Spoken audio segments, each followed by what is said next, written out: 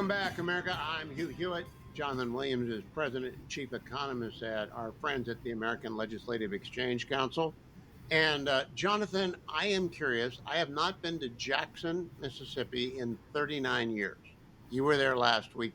What did you find that had changed, and had anything about school choice changed, to be specific? Well, hey Hugh, it was a good day on the ground in Jackson. I was with our ALEC National Chair, who's been on your show before, Senator Patricia Rucker from West Virginia, a real hero nationally for the school choice movement. And we were talking about some of our top tier ALEC priority issues with the delegation of Mississippi lawmakers. And I think the one thing that has changed in this upcoming legislative session is the Speaker of the House, Jason White. Number one legislative priority is to pass universal education choice for Mississippi. And Hugh, you and I have talked about this a ton. I mean, the Southeast, awfully competitive reason for lots of things, such as not just football, but we have tax cuts. We've got all kinds of good ALEC policies that we've been getting some major wins. And Mississippi is now finding themselves as an island surrounded by school choice education freedom states.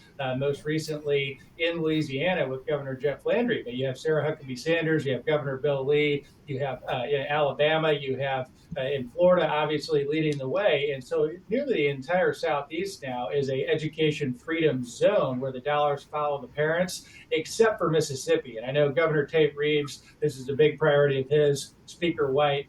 And it was a great conversation with one of the heroes of the school choice movement. So I was just glad to play a small part of it on Friday. I do love West Virginia Senator Patricia Rucker because she was one of the absolute trailblazers in this. Now, there are a lot of different models of school choice. She invented the Hope Scholarship for West Virginia. Which model is most likely to succeed in Mississippi, Jonathan Williams?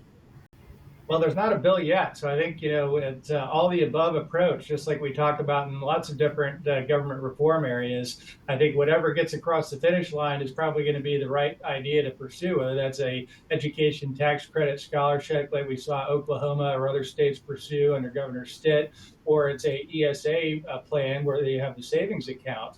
Lots of different ways to get there. I think the most important is you've got a lot of failing school districts in Mississippi where their kids don't have the upward mobility right now. And you look at those NAEP scores in Mississippi and, of course, nationally, that are horrific, that I caught President Trump's attention when I was with him in January there at the White House with the governors. But that's got to stop. I mean, Mississippi's making some good progress because of some of their school reforms that they've made, but there's so much more to be done, and especially when all of the neighboring states have already gotten there when it comes to the dollars following the children to the schools of their choice.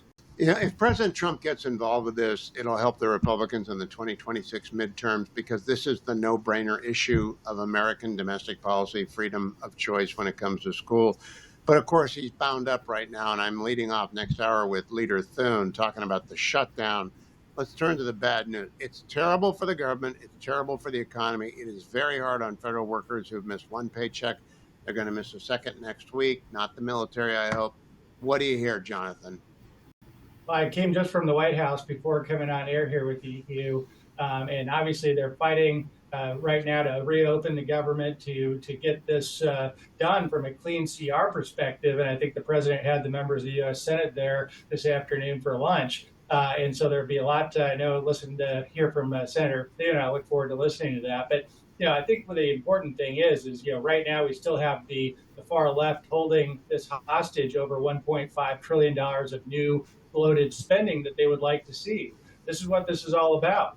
And my good friend Lisa McClain, head of the Republican conference in the House, talked about 200 billion of that, Hugh, is for health care for illegal aliens or for other non-citizens in terms of U.S. taxpayer financed Medicaid, the California loophole that's been talked about so much and exposed by people like Ron Johnson, and other things in terms of Obamacare subsidies. Now, when people are struggling to make ends meet in so many ways across the country, seeing these hard-earned tax dollars go towards those kind of spendings, and that being the thing that is shutting down the government now for 21 days, where Chuck Schumer is using that as the cudgel that he thinks he's winning on this. I don't think he's right. I think when I talk to people and ALEC members across the country, they see right through it and they say, we've passed the clean spending bill so many times, we need to look at that once again.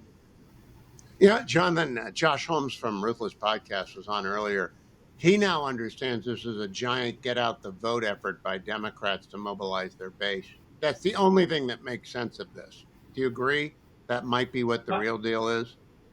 I think there's some truth to that argument. The other thing is, this is a play from people like Leader Schumer to worry about his left flank in a primary in the future. I think the real debate that needs to be happening in the public is a debate between AOC and Chuck Schumer for the future of where the Democrat Party would like to go. There's lots of cool heads like Mr. Fetterman that would like to see the government reopen again on the Democrat side.